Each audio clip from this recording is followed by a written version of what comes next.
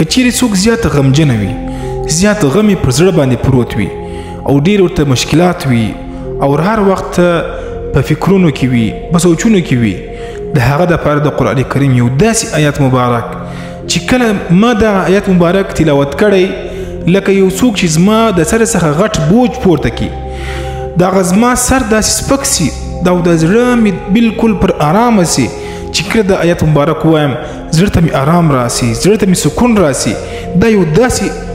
دا یو داسې تاثیر لري د آیات مبارک چې دا ما په خپل ژوند کې په خپله تجربه کړی دی او کم چاته چې دا آیات ورښولی دی الله رب العزت ورسره هغه صحیح کړی دی او الله رب العزت ورته شفای کامله ورکړې ده.